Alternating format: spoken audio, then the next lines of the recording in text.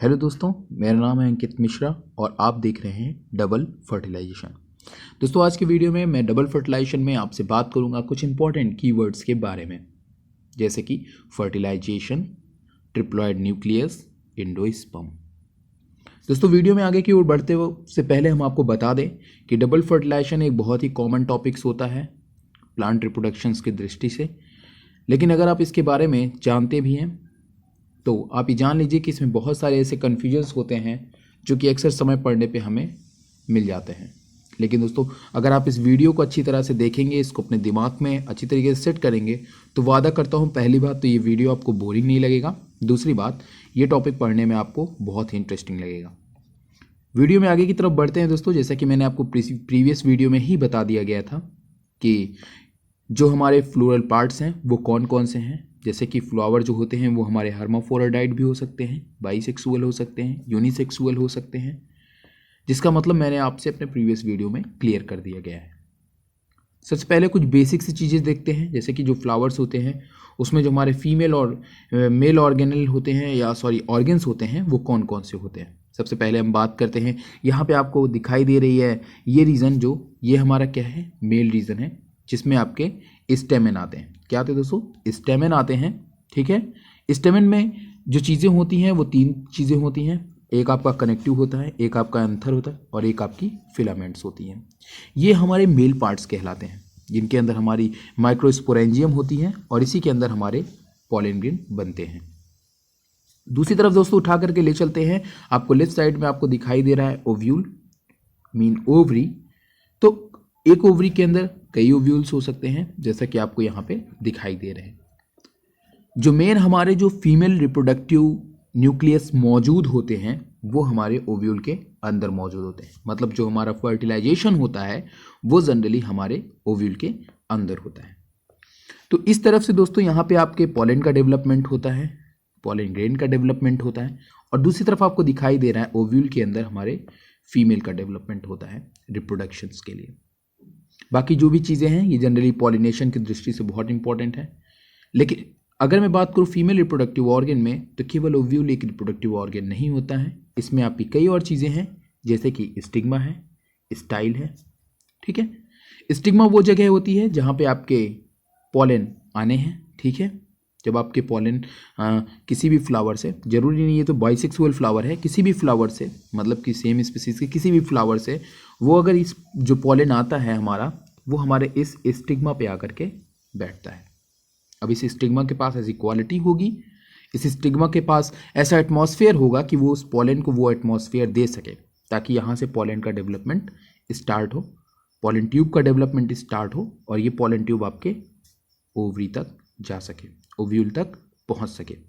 तो आइए देखेंगे हम नेक्स्ट स्लाइड में कि किस तरीके से इन दोनों का डेवलपमेंट होता है, मेल फीमेल का, और कैसे आपके जो पॉलन ट्यूब होते हैं उनका डेवलपमेंट होता है।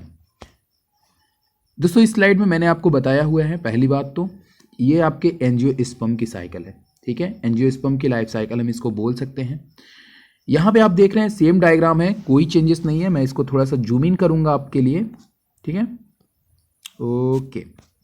नाउ अब आप यहाँ पे देखिए कि यहाँ पे आपको दिखाई दे रहा है दूसरी तरफ जो मैंने आपको ओव्यूल किया है, ओव्यूल बताया हुआ है, ओवरी की तरफ लेफ्ट साइड आप देखेंगे तो यहाँ पे मैंने आपको कहा कि इस ओवरी को इन्होंने जूम इन किया है। ठीक है, धीरे धीरे हमारे ओवरी का यहाँ से ओव्यूल का डेवलपमेंट हो रहा है लगातार, और लगातार डेवलपमेंट होते होते मैंने आपको अपने प्रीवियस वीडियो में भी बताया है कि टोटल आपकी 8 सेल न्यूक्लियस बनती है। ओके, टोटल आपकी कितनी न्यूक्लियस बनती हैं?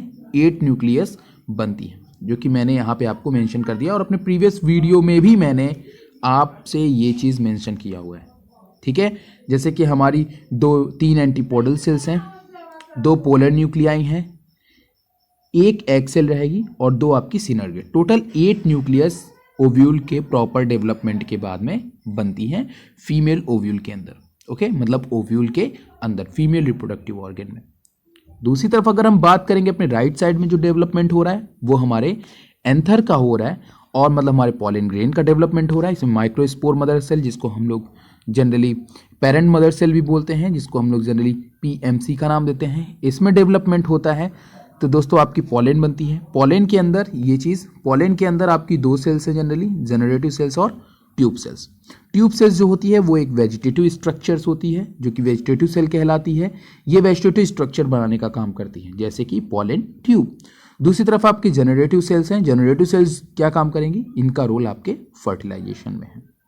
तो इस तरीके से हम देखेंगे आगे की तरफ कि कैसे हमारा डेवलपमेंट हुआ। तो इधर हमारा डेवलपमेंट हो गया है दोनों का। इस साइड में आपका ओव्यूल का डेवलपमेंट हुआ। ओके, 8 न्यूक्लियस हमारे बनके तैयार हो गए, मतलब 2 पोलर न्यूक्लियस भी बनके तैयार हो चुके हैं और एक आपका एग न्यूक्लियस बनके तैयार हो चुका है। 2 सिनर्गिड्स बन गए हैं और 3 आपके एंटीपोडल बन चुके हैं। ठीक, अब दोस्तों यहाँ पे आपको जो ओव्यूल दिखाया गया है ना, ये इन्वर्टेड ओव्यूल है। ओके, ओव्यूल कई तरीके के होते हैं, मैं कुछ टाइप्स आपको बता देता हूँ, जैसे कि आर्थोट्रोपस है, एनाट्रोपस है। इनका जो डिटेल है मैं वो आपसे नेक्स्ट वीडियो में बताऊंगा, क्योंकि वीडियो काफ़ी बड़ा हो जाएगा इसीलिए। ठीक है, तो अभी हमें ये देखना है कि आखिर फर्टिलाइजेशन हुआ कैसे। तो सबसे पहले यहाँ पे आप देखेंगे, थोड़ा सा मैं और जूम करता हूँ। यस, यहाँ पे हमारा पॉलन ग्रेन जो है वो पूरी तरीके से डेवलप हो चुका है। ये आपकी वेजिटेटिव जो सेल थी जिसको हम लोग ट्यूब सेल बोल रहे थे, इसने क्या किया कि पॉलन ट्यूब का डेवलपमेंट स्टार्ट कर दिया। ओके, ये दूसरी तरफ आपकी जो जनरेटिव सेल्स थी वो भी क्या कि जैसे ही यहाँ पे आती हैं, आने के बाद पॉलन ट्यूब का फॉर्मेशन शुरू कर देंगी। उसके बाद दोस्तों यहाँ पे ये जो आपका यहाँ पे आपको दिखाई दे रहा है, ये पॉलन ट्यूब बनने के बाद इस तरीके से ये यहाँ पे जो मौजूद हमारे पोलर न्यूक्लियाई हैं और एग न्यूक्लियस हैं, उनको ये दोनों सेल क्या करेंगी? फ्यूज करेंगी।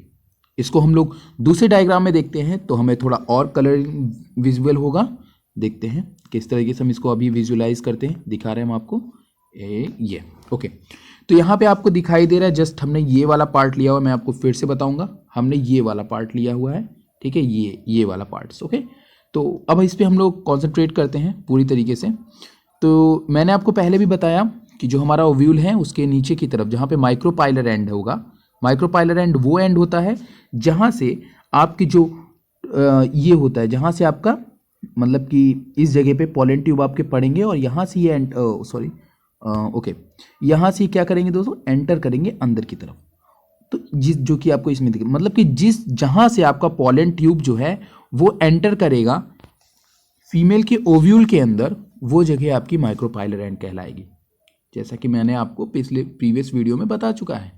तो इसमें भी हम वही चीज़ देखते हैं। यहाँ पे अगर हम देखते हैं तो हमारे आगे कई चीज़ें दिखाई दे रही हैं। सबसे पहले मैंने आपको बताया था जो ट्यूब सेल्स थी हमारी, उसने ये वेजिटेटिव ट्यूब बनाई है। ठीक है, जो हमारी पॉलन ट्यूब बनी है। पॉलन ट्यूब क्या काम करती है? वो हमारे स्टिग्मा से होती हुई, फिर से मैं थोड़ा सा इसको करता हूँ, वो हमारे स्टिग्मा पे आएगी सबसे पहले हमारी पॉलन, फिर वहाँ से होती हुई ओव्यूल तक जाती है। अब ओव्यूल के अंदर हुआ क्या दोस्तों, मैं बता रहा हूँ। जो इनकी दो स्पर्म सेल्स थी, उसमें से एक स्पर्म सेल ने ओव्यूल के पोलर न्यूक्लियाई को फ्यूज किया। तो ओव्यूल का जो पोलर न्यूक्लियाई था वो कितने नंबर में थे? वो 2 नंबर में थे। कितने नंबर थे उनके? 2 थे। तो 2 पोलर न्यूक्लियाई और एक आपका पॉलन ट्यूब का न्यूक्लियस, ये आपस में फ्यूज कर गए। ठीक है, ये आपस में क्या कर गए? फ्यूज कर गए। और फ्यूज करने के बाद इन्होंने जो बनाया वो क्या बनाया? 3n nucleus. क्या बनाया? 3n न्यूक्लियस बना लिया। ओके, समझ में आया आपको? तो इन्होंने आपका 3n न्यूक्लियस बनाया। जबकि अगर मैं बात करूं एग सेल की, तो इसमें से एक न्यूक्लियस ने इसके एक एग सेल को फ्यूज किया। ठीक है, यहां पे टोटल 3n हुआ, लेकिन यहां पे आपका एक एग सेल फ्यूज हुआ। ठीक है, जाने के बाद दिखा रहा है। तो ये फ्यूज हुआ, तो इससे हमें ये पता चल गया कि यहां पे आपका 2n हुआ, जबकि यहां पे आपका 3n हुआ। मतलब कि यहां पे ट्रिप्लॉइड दो पोलर न्यूक्लियाई और एक आपका पॉलन ग्रेन का न्यूक्लियस, जनरेटिव सेल से निकला हुआ एक न्यूक्लियस जो कि पोलर न्यूक्लियाई को हिट करता है। तो यहां पे आपका 3n होता है। अब ये जो 3n स्ट्रक्चर है, मतलब कि ये जो 3n ट्रिप्लॉइड स्ट्रक्चर है, ट्रिप्लॉइड न्यूक्लियस है, ये आगे जाकर के बनाएंगे इंडोस्पर्म। जबकि दूसरी तरफ आपका जो यहाँ पे एग सेल है, ये आगे जाकर के बनाएगा एम्ब्रियो। दोस्तों, जब आपका एम्ब्रियो बनेगा तो आपको पता है कि जस्ट मैं एक एग्जांपल आपके सामने लेता हूँ। आपने गाँव वगैरह में देखा होगा कि गेहूं के जो आपके फसलें होती हैं, उनकी कटाई के बाद एक बोरी जो गेहूं होता है उसको हम लोग जनरली स्टोर करके रख देते हैं कि अगले साल हम फिर से जो है उन गेहूं को उगाएंगे उस खेत में और उसके बाद वो जर्मिनेट करेंगे। यस एब्सोल्युटली वो जर्मिनेट करते हैं, लेकिन हर एक सीड की क्या होती है, उसकी एक वायबिलिटी होती है, मतलब एक प्रॉपर टाइम तक वो जीवित रह सकता है, क्योंकि एंडोस्पर्म जो होता है दोस्तों वो क्या काम करता है कि हमारे इस एम्ब्रियो का न्यूट्रिशन करता है। यही एम्ब्रियो आगे जाकर के हमारे सीड बनाते हैं और उस सीड के अंदर हमारे एंडोस्पर्म जो होते हैं वो स्टोर होते हैं, जो कि हमारे इस सीड का न्यूट्रिशन लगातार करते रहते हैं। तो इस तरीके से दोस्तों हमने देखा, तो जब तक आपके एंडोस्पर्म्स उनका न्यूट्रिशन करते रहेंगे, उनकी उनकी वायबिलिटी हमेशा बनी रहेगी। तो इस तरीके से हर सीड की वायबिलिटी अलग अलग होती है, एंडोस्पर्म की कैपेबिलिटी अलग अलग होती है। तो ये सभी चीज़ें हम लोग देखते हैं।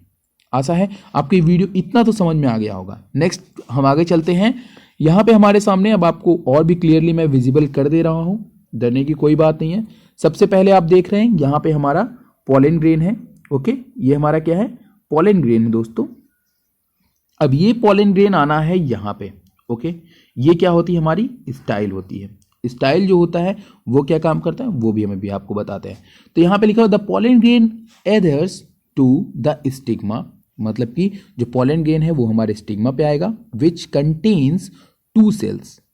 ठीक है, इसके पास जिस समय ये आपकी पॉलन ग्रेन आती है इनके पास 2 सेल्स होती है, मैंने आपको ऑलरेडी बताया। एक आपकी जनरेटिव होती है, एक आपकी ट्यूब सेल होती है। ठीक है, अगेन क्या होगा, जो आपकी ट्यूब सेल है वो डिवाइड करेगी और आपकी पॉलन ट्यूब बना लेगी। तो pollen tube cell grow into the style, और पॉलन ट्यूब सेल क्या करती है, ग्रो करती है यहाँ पे, और स्टाइल से होती हुई ये ओव्यूल तक पहुंचने की कोशिश करती है। The generative cells travel inside the pollen tube, और जो आपकी जनरेटिव सेल होती है वो लगातार पॉलन ट्यूब से नीचे की तरफ आती जा रही है। आगे कहते हैं divides to form 2 sperm cells, और उसके बाद जो एक जनरेटिव सेल होती है वो डिवाइड हो जाती है 2 स्पर्म सेल्स में। Again the germination of pollen tube requires water, oxygen and certain chemical signal. तो इनको अंदर जाने के लिए, इनको डेवलपमेंट होने के लिए पॉलन ट्यूब को वाटर मॉलिक्यूल की, ऑक्सीजन वगैरह की भी जरूरत पड़ती है। फिर आप देखिए यहाँ पे मैं आपको लास्ट डायग्राम बताता हूँ। यहाँ पे the pollen tube is guided by the, अब आपको ये कैसे पता चला कि जो पॉलन है इसको सिनर्गिड के पास ही जाना है, क्योंकि सिनर्गिड सेल के पास कुछ ऐसे सिग्नल्स होते हैं जो कि ये लगातार सिक्रीट करते रहते हैं। और यहाँ पे मौजूद जो आपकी पॉलन ट्यूब होती हैं, यहाँ पे कुछ लिगेंड मौजूद होते हैं इनके, जो कि उन सिग्नल को, या सॉरी वो रिसेप्टर्स मौजूद होते हैं जो कि उन सिग्नल्स को बार बार एक्सेप्ट करते हैं। ठीक है, मतलब कि पॉलन जो ट्यूब होती है उस पर कुछ रिसेप्टर्स होते हैं जो कि इन सिग्नल्स को एक्सेप्ट करते हैं और सिनर्गिड की तरफ अट्रैक्ट होते हैं, और उसके बाद ये माइक्रोपाइलर एंड से होते हुए आपके सिनर्गिड के सेल के पास आते हैं, जहां से इनका एक स्पर्म सेल्स इसको हिट करता है। तो यहाँ पे आपके 3 न्यूक्लियस बनते हैं, एक स्पर्म सेल्स, 2 पोलर न्यूक्लियाई, और यहाँ पे आपका एक एग सेल और एक आपका स्पर्म सेल्स। इस तरीके से दोस्तों आपने देखा डबल फर्टिलाइजेशन के बारे में। मैं आपको कुछ केमिकल सिग्नल्स के बारे में बताना चाहूँगा। तो यहाँ पे जो नेक्स्ट डायग्राम है यही आपके एडवांस बायोलॉजी का एक हिस्सा है, जो कि जनरली आपको किसी भी बुक्स में देखने को नहीं मिलता है। दोस्तों यहाँ पे आपको दिखाई दे रहा है, जैसा कि मैं आपको पहले ही बता रहा हूँ कि जो सिग्नल्स ये भेजता है, जिसको हम लोग जनरली लिगेंड का नाम देते हैं या लाइगेंड का नाम देते हैं, ये सिग्नल आपका कौन देता है, सिनर्गिड्स की सेल देती है। ठीक है, जिनका नाम है ल्योर। ठीक है, यहाँ पे आपको लिगेंड एक कुंजी की तरह दिखाई दे रहा है और रिसेप्टर एक ताले की तरह दिखाई दे रहा है। सच में जिसका लिगेंड होता है, लिगेंड जो होते हैं, रिसेप्टर जो होते हैं वो स्पेसिफिक होते हैं, मतलब कि जिस चीज का लिगेंड होता है वो उसी सिग्नल को एक्सेप्ट करता है। The lure peptide which is secreted by synergid cells within the ovules act as a key to bind to the lock. Okay, मतलब कि जिसके लिए वो बना है उधर जाएगा। यहाँ पे एक लॉक है जिसका नाम हमने रखा है PRK6 receptors found on the tip of the pollen tube, जो कि पॉलन ट्यूब के टिप पे पाया जाएगा। ठीक है, तो इस तरीके से ये इसीलिए इस तरफ ये अट्रैक्ट होते हैं हमेशा सिनर्गिड की सेल की तरफ, और जिधर सिनर्गिड की सेल होती है उसी तरफ हमारी माइक्रोपाइलर एंड मौजूद होगी। आशा है दोस्तों ये वीडियो आपको बहुत पसंद आया है। अगर आपको ये वीडियो पसंद आया हो तो इसको शेयर करें और मुझे फॉलो करो। Thank you.